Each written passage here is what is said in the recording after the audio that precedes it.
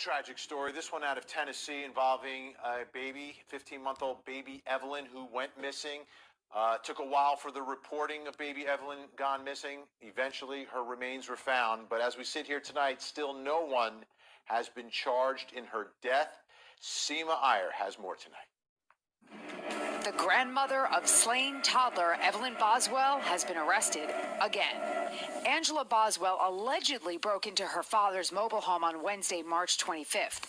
Police say surveillance video at her dad's house show Boswell and her companion, Larry Chad Fields, entering and leaving with items that were later reported stolen. According to the warrants, it would appear that Angela Boswell has a meth problem, and she's accused of breaking into her father's home, stealing guns and other property. The assumption is that that property was going to be sold for drug money. Questions surround Angela Boswell after her daughter, baby Evelyn, when she went missing. Boswell, seen here in a North Carolina courtroom, has had several run-ins with the law since she was first picked up for possession of stolen property in February. This latest arrest only adds to the mystery surrounding baby Evelyn's death. This evening, we received the information that led TBI agents and Sullivan County detectives to a property belonging to a family member of Evelyn's mother. The toddler's remains were discovered last month in a shed on the property of her grandfather, Tommy Boswell Sr. He reported her missing February 18th and told investigators he hadn't seen the little girl since Thanksgiving. Tommy hasn't really explained his delay in reporting it. What he told law enforcement was that at some point Megan had left his home with Evelyn, that his mother, Evelyn's great-grandmother, had babysitted the child for a little bit, but then that Megan left with the child, and then he later starts asking questions about where the child is and couldn't get a straight answer from either Megan or his ex-wife, Angela. That revelation set off an intensive 17-day search for baby Evelyn, and curiously, her mother, Megan Boswell, was of little help, allegedly lying to law enforcement about her daughter's whereabouts. I was trying to protect my mom, maybe in hopes, oh, well, she'd just tell them where Evelyn was, but obviously she's not going to. It was a tip that helped police recover baby Evelyn's body on March 6th. During the search, investigators discovered human remains believed to be those of a 15-month-old girl. She was dressed in a pink tracksuit and pink shoes, the same clothes she was last seen wearing. Evelyn's mother was charged with making false reports to investigators, and grandmother Angela is being held on drug and aggravated burglary charges. The police have not named any suspects, and no one has been charged in connection with the baby's death. This is a frustrating case on many levels for that little baby, and you're stuck in the middle of all that mess that is going on. But ultimately, she was found on her family's property, so that's where investigators have to be looking first. Let's bring in Seema Iyer, who joins us tonight. Seema, let's begin. Let's go through the whole family here. Let's begin with Mom. She's still locked up, right? Megan is locked up. Grandmother Angela is also locked up. And when you just mentioned property, Vinny, that's a really important part of this story because it's more than property. This is a compound that, according to Jamie Satterfield of KnoxNews.com, you know, she was in that piece, and we've had her on Court TV before. She's just the best of the best when it comes to legal journalists.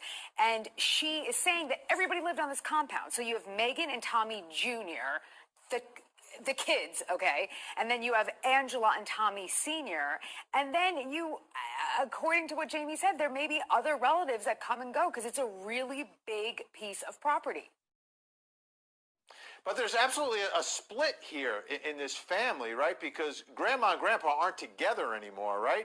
Didn't Grandpa got in trouble once for, I think, trying to run over or beat up someone that was sleeping with Grandma? Okay, before we go on, okay, this entire family are the poster children to not procreate, okay? They're all horrible. Tommy Sr. took Tommy Jr., his son, to go, I guess, beat up some guy that was fooling around with his wife, Angela. Yeah, and now Grandma is in jail, but these charges have nothing to do with baby Evelyn.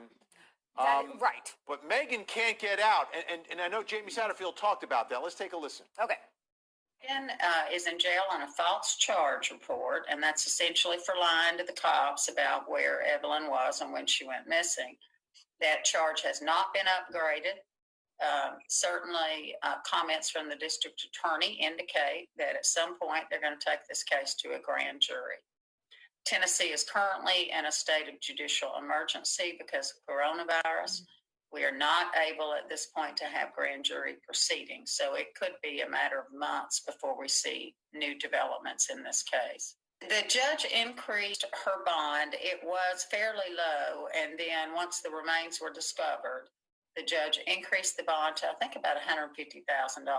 But honestly, it could be $15,000, and Megan can't make it. The only person in that family right now with money is Tommy Sr., and there's been no indication that he intends to make Megan's bond.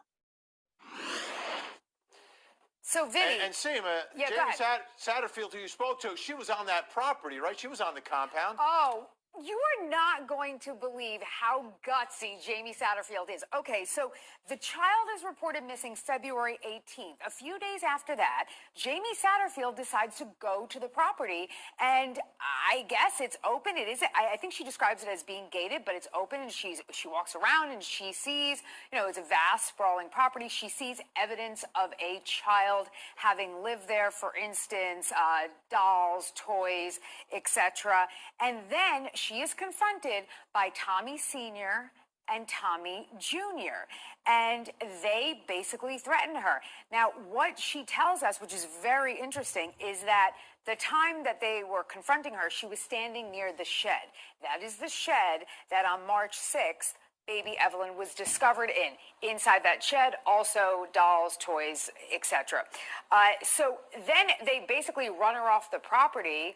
She says, go ahead, call 911, and they call 911 to report her for dispatch, which I was surprised about, because if they clearly were not scared to call 911 when she was standing right there.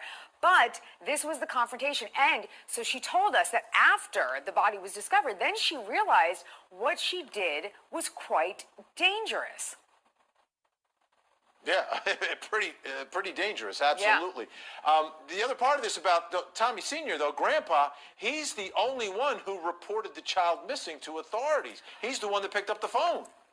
Okay, but why? He hadn't seen her since Thanksgiving. February 18th. Please, Vinny, not a hero here, okay? Because I think perhaps it is possible. But somebody called. Hold on. Vinny, we don't even know how long this child has been dead, right? And he called February 18th. Why did he finally call? Was it in retaliation for Angela or Megan or something? And by the way, Tommy's the only one with money. Why isn't Tommy Sr. bailing out his kid, Megan? It doesn't make any sense. Also, Jamie Satterfield told us that Angela, for some reason, always makes bail. So who's paying her bail? Something is up with this family. She's always got a new boyfriend. She always has a new boyfriend. Always. This is like, I've been covering this story for a month and a half.